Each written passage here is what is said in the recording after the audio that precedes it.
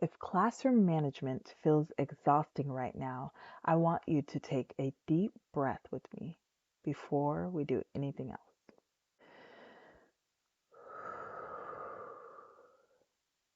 You are not failing. You are leading in a system that never taught you how to be calm and to hold boundaries at the same time. Today, I'm going to show you how to speak like a coach instead of a commander, because a coach helps to develop skills and a commander only gets temporary compliance.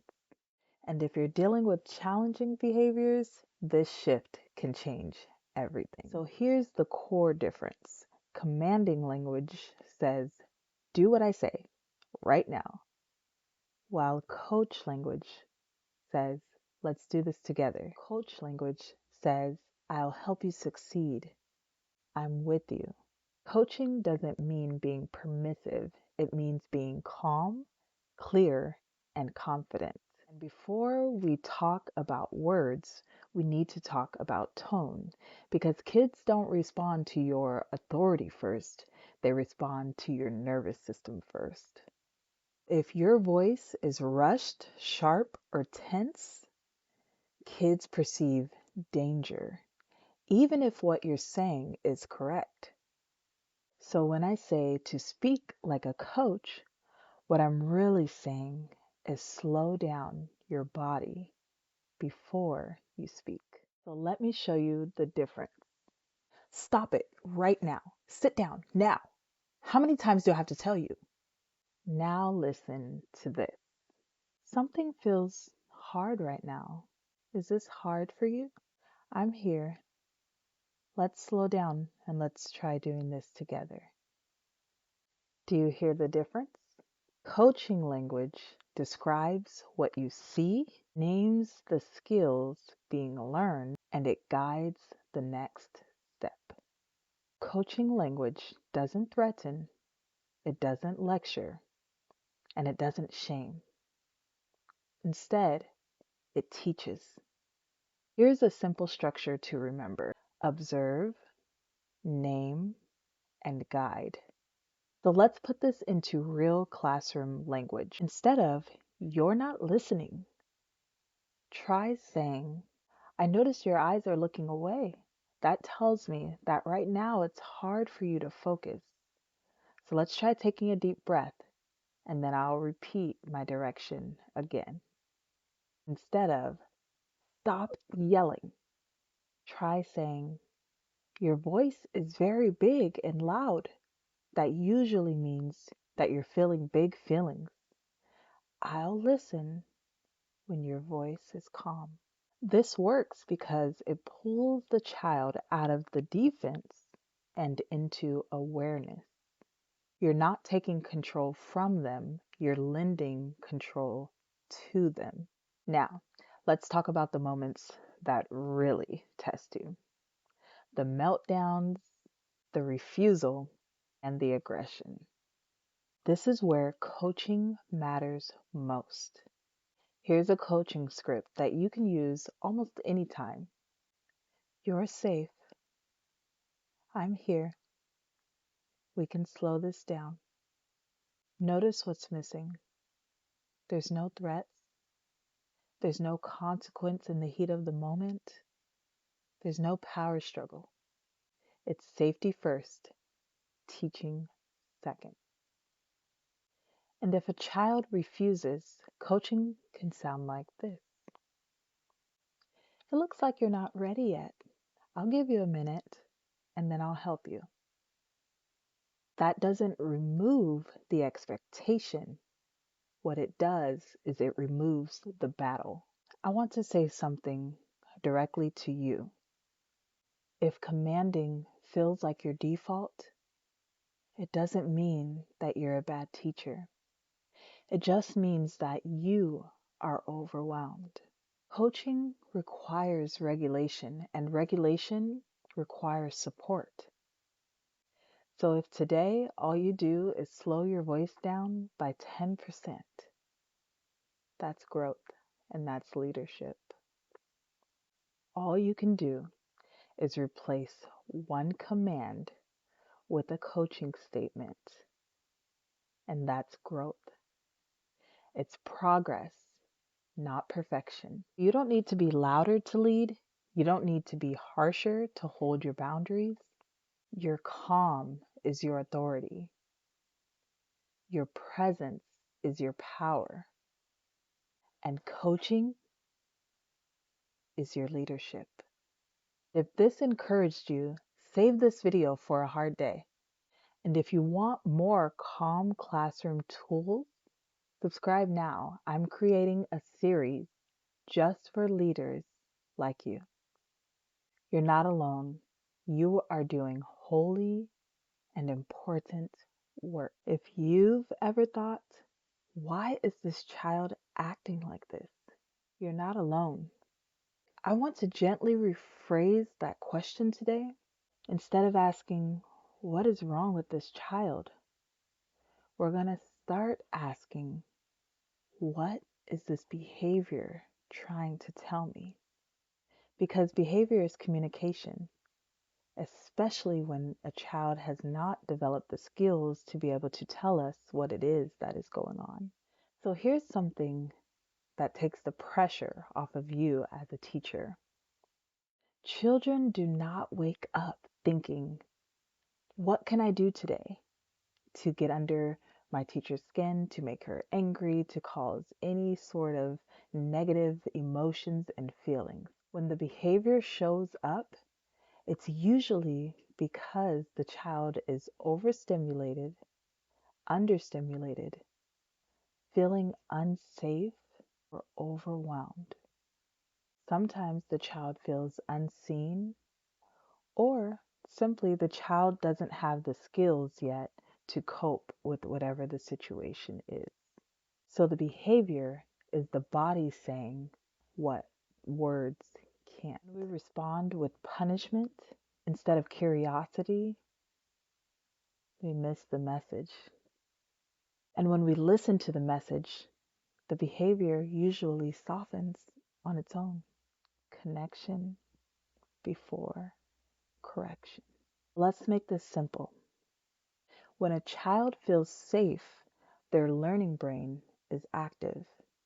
They can think clearly, they can listen, and they can learn. When a child's brain feels threatened or overwhelmed, it shuts down. That's when the survival brain takes over. Logic shuts down, language decreases, and control disappears. That is why lecturing doesn't work during meltdowns. It's actually biology and not defiance. And your calm presence is what helps to bring the learning brain back active. So let's practice hearing the message underneath the behavior. I'll say the behavior, and then I'll tell you what it may be communicating. Refusing to follow directions. This may be communicating, I don't feel in control. Yelling or screaming. This may be communicating, my feelings are too big. Hitting or pushing. This may be communicating, I feel threatened or overwhelmed. Shutting down or withdrawing. This can be communicating, all of this is too much for me. But none of this means that the child is bad. It means they just need a little support. So when you see a child behaving this way, you stop taking it personally. You start responding with clarity instead of frustration. Let's talk about what this looks like in real life. A commanding response can sound like, stop, go, no, go sit down, that's not okay. And a coaching response sounds like, let's slow this down, I'm here. Let's move through this together. I'm here to help. And this doesn't mean that you're ignoring the behavior. It just means that you're going to address the need first. Once safety is restored, then you can teach the skill. Coaching asks, what does this child need to succeed? So here's a simple practice that I want you to try. Next time a behavior shows up, I want you to pause and ask yourself, what might this behavior be communicating? You don't need the perfect answer. You just need curiosity instead of judgment. Then respond with one sentence. Not judgment, not shame, not a lecture, not a threat, just one supportive line. And that single pause can change the entire interaction. You don't need to fix children, you need to understand them. And when children feel understood, they are far more willing to cooperate. In the next episode, I'll show you exactly how to stay calm when a child is escalating, even if your own stress is rising. And if this helped you, save it for later or share it with another educator who is having a hard week. You're not behind. You're learning how to lead differently, and that matters. If you've ever felt your heart start racing while a child is escalating in front of you, this video is for you. I want you to know something before we go any further. Struggling to stay calm doesn't mean you're weak. It means that your nervous system is responding to stress just like the child's is. Today, I'm going to coach you through how to stay grounded when emotions are rising so that you can lead the moment instead of being pulled into it. Here's the most important truth in classroom management. You cannot calm a child if your body is in survival mode. When a child escalates, your nervous system senses urgency and your body wants to fix it fast. But urgency often sounds like raising your voice, repeating directions, moving quickly, tightening your tone. And children hear that as danger. Calm doesn't mean doing nothing. It means slowing down first. So before you say a single word, do this. Plant your feet, drop your shoulders, take a deep breath.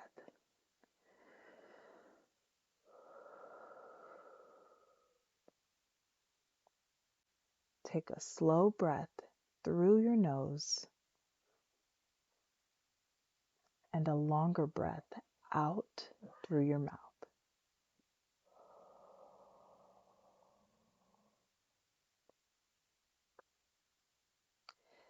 This breath tells your nervous system, I am safe. You don't need to look calm. You need to feel calm. This takes about 3 seconds and it changes everything. Here's what I want you to say silently to yourself. I am safe. This child is safe. Jesus is with me, and he is safe. We can slow this down together. This script keeps you out of panic and brings you back into leadership. When you believe there is time, your body stops rushing, and children feel that shift. And once you're grounded, your words can do their job. Use short, steady phrases. Coaching sounds like, I am safe. You are safe. We can slow this down together. If the child is yelling, your voice. gets softer. If the child is moving fast, your movement gets slower. You don't match chaos, you model calm. There will be moments when you feel your calm slipping away. When that happens, it's okay to pause. You can say, I'm going to take one breath so that I can help. That not only models self regulation, that teaches a skill. And you are allowed to take care of your nervous system in the moment. Staying calm during escalation isn't about being perfect, it's about being present. Every time you slow down your body, you're teaching children how to slow theirs. And even when it doesn't work right away, you're planting something that is lasting. In the next episode, we're going to be talking about how to prevent power struggles before they even start. If this supported you, save it for your hardest days. Share with someone who may be needing it this week. Remember, you're not failing. You're learning to lead with calm, and that matters. If you feel like you're constantly battling kids over the simplest things, lining up, cleaning up, sitting down, this video is for you. Power struggles are exhausting. The good news is most of them are preventable. Today, I'm going to show you how to step out of the battle and back into leadership without giving up your boundaries. Power struggles usually aren't about the task. They're about control, feeling heard, and dignity. When children feel powerless, they look for power wherever they can find it. And if the only place they can feel powerful is by saying no, then they'll use it. Understanding this changes how you respond. Control sounds like, because I said so, do it now. You don't have a choice. Leadership sounds like, here's what needs to happen. You have choices within the boundary, and I'll help you do it. Leadership keeps expectations firm without turning the moment into a battle. Choice is one of the fastest ways to prevent a power struggle. Not unlimited choice, structured choice. Instead of clean up now, try saying you can clean up the cars or the blocks first. Instead of sit down, try saying you can sit on the chair or the rug. The task stays the same, but the power struggle disappears. Here's the key that most people miss. Once you offer a choice, you stop negotiating. If the child doesn't choose, you calmly choose for them. Coaching language sounds like, I'll give you 10 seconds to choose. If you don't choose, then I'll help you. No threats, no emotion, just follow through. And this builds trust because children learn that you mean what you say. And if you're already in it, the fastest way out is to slow it down. Lower your voice, reduce your words, and pause. You can say, we're not going to argue. I'll give you a minute, and then we'll try again. Walking away calmly is not losing control. It's regaining leadership. Power struggles don't mean you're doing something wrong. They mean a child is learning how to navigate boundaries. And every time you respond with calm leadership, you are teaching that skill. In the next episode, I'll talk about why transitions cause so many meltdowns and how you can make them smoother. Save this episode for those days when everything feels like a fight. You're not here to win battles. You're here to raise capable, confident children. And you're doing that work every single day. If you've ever felt like every transition in your classroom is met with chaos, crying, and meltdowns, you're not alone. Transitions are one of the hardest parts about teaching, but they don't have to be a battle. Today, I'm going to show you how to make transitions smooth, without pressure, without power struggles, and with children actually following along willingly. Most meltdowns during transitions happen because children are surprised, don't know what's expected, are attached to their current activity, or they're feeling rushed or unsafe. Think about it. Their brains are still in their previous activity, and you're asking them to jump to the next one. Without preparation, transitions feel threatening, and then their body reacts. And here's the coaching truth. Children mirror the adult's nervous system. So if you're rushing, frustrated, or tense, children will escalate. If you stay calm, clear, and predictable, children follow your lead. Before you give any instruction, take a deep breath, pause, ground your body, and speak, "I am safe." Children need time to shift their brains and their bodies. Instead of suddenly saying, "Clean up and line up now," try saying, "In 5 minutes, we're going to clean up and then line up for snack. 2 minutes left. Let's finish up our play." This gives children a predictable timeline and reduces resistance. So here are a few simple and calm coaching phrases that you can start using today. It's almost time to switch activities. Let's finish this up together.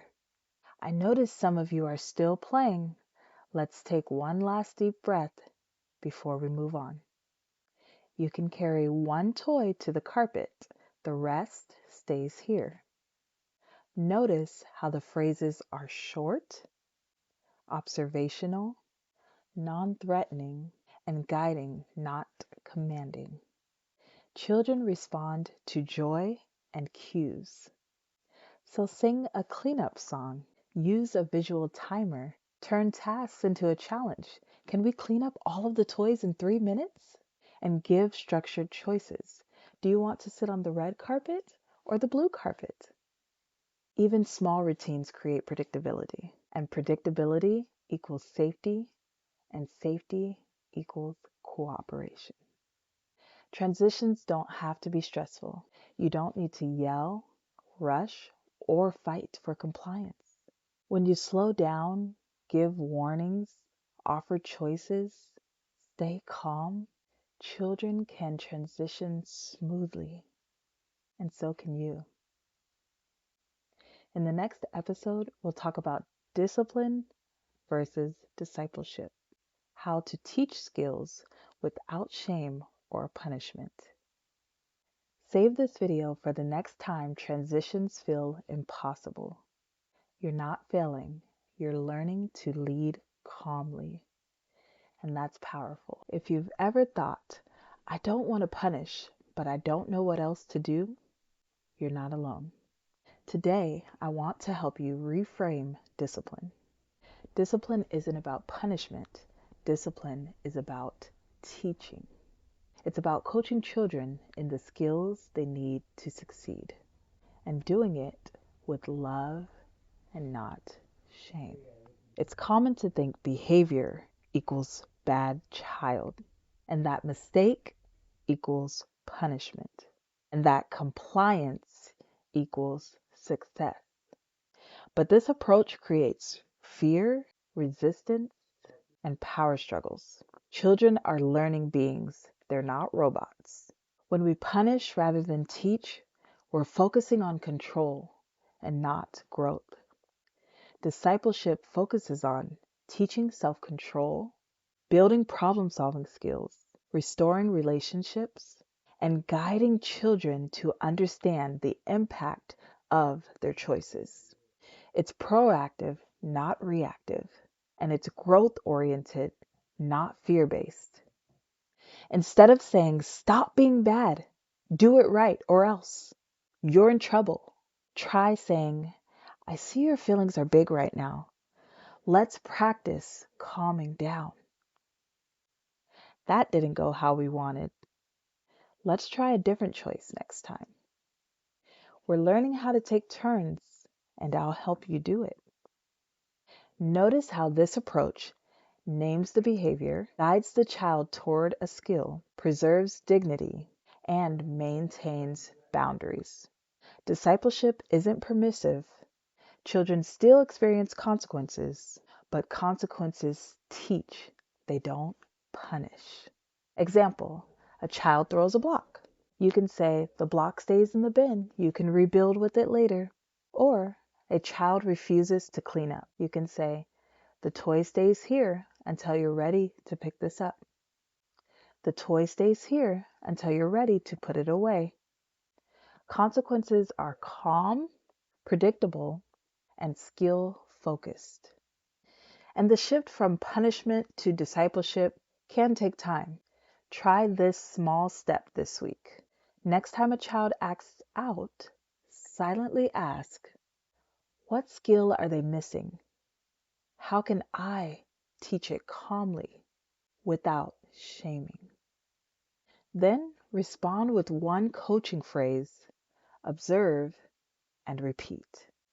Even small changes will begin to change and shift your classroom culture. Discipline done well builds capable, confident children. It doesn't rely on fear. It relies on guidance, presence, and consistent coaching. In the next episode, we'll tackle managing aggression and big behaviors safely so you can stay calm even in the hardest moments. If this episode helped you, save it and share it with a fellow educator. Remember, you're not just managing behavior, you're shaping hearts and teaching lifelong skills. If you've ever been in a situation where a child is hitting, pushing, or showing big aggressive behaviors, I want you to hear this first. You're not failing.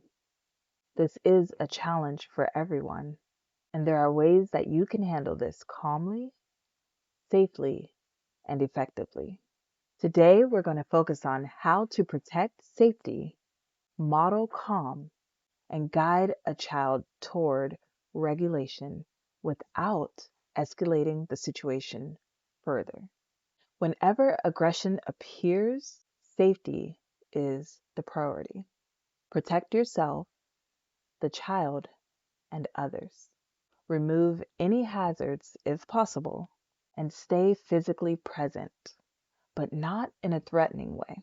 Your calm presence is more powerful than any words right now. And children's nervous system responds first to your regulation and then to your instruction.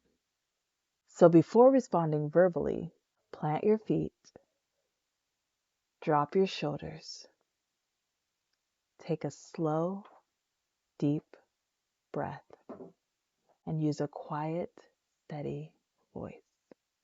Your body speaks louder than words, so even in the chaos, your calm guides the child towards safety.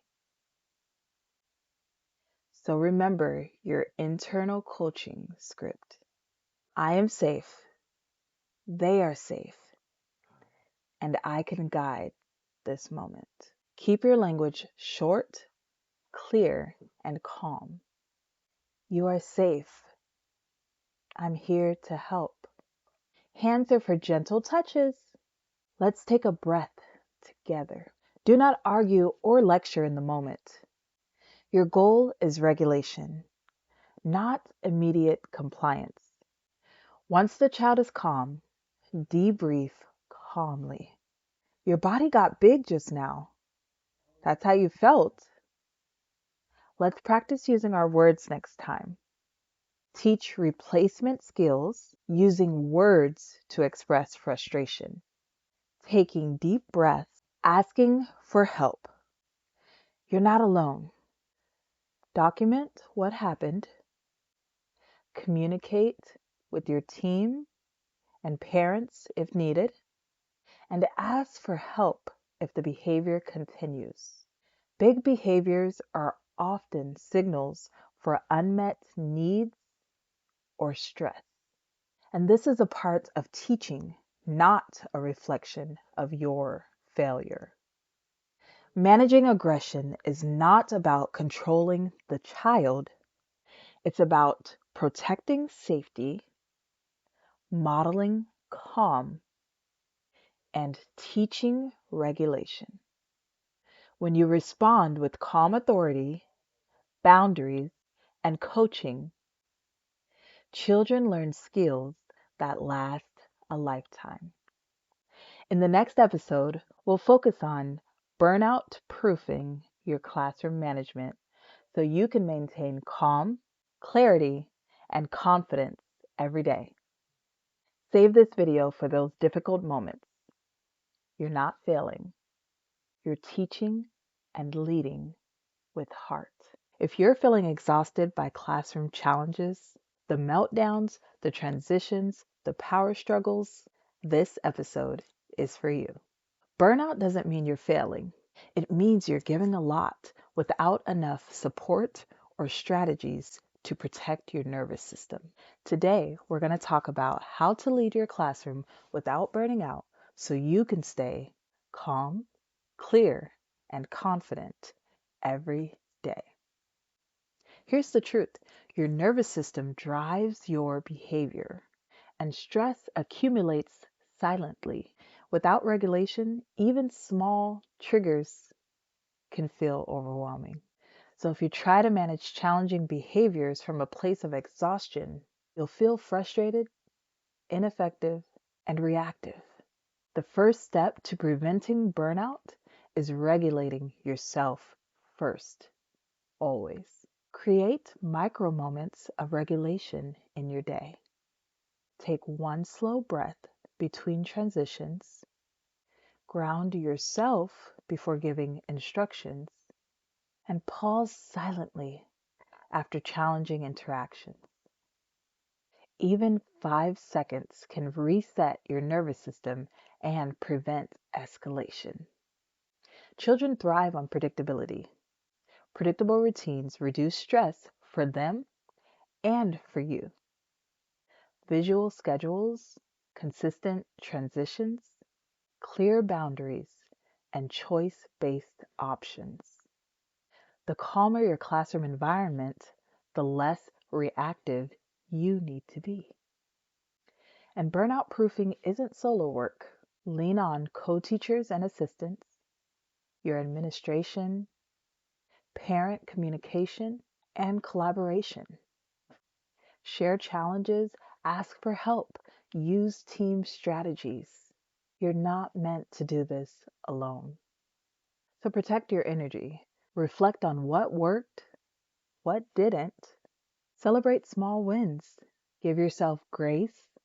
Perfection is not the goal. Keep a journal or quick notes for improvement. Teaching challenging behaviors is hard work. You need care for your mind, body, and spirit. Burnout-proof classroom management is about calm nervous system, predictable routines, structured support, and self-compassion. And when you lead with these, you're not just surviving, you're thriving.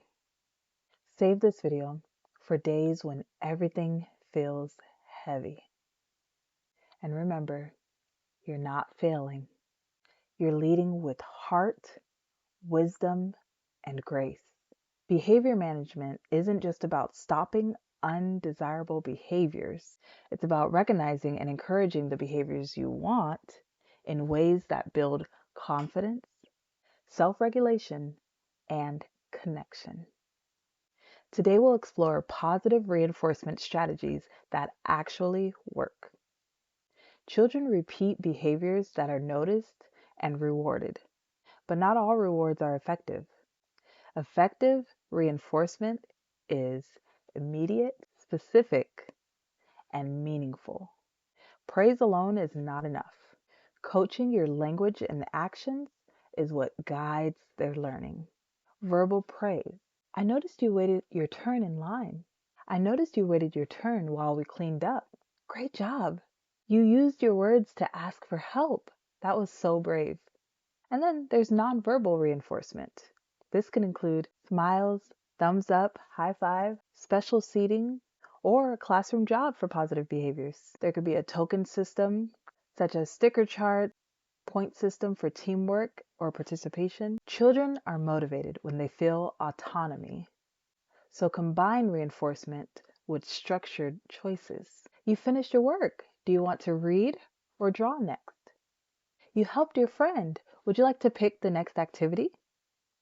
This reinforces cooperation, skill practice, and decision making. Consistency is key. Reinforce immediately after the behavior. Avoid comparisons and praise individually. Keep your calm presence while praising. Use repetition to coach new skills, reinforcement, and coaching phrases. You're learning how to follow directions calmly. Great job today. You're learning how to follow directions calmly. Great progress today. Even with reinforcement, behaviors will occur. Even with reinforcement, misbehaviors will occur.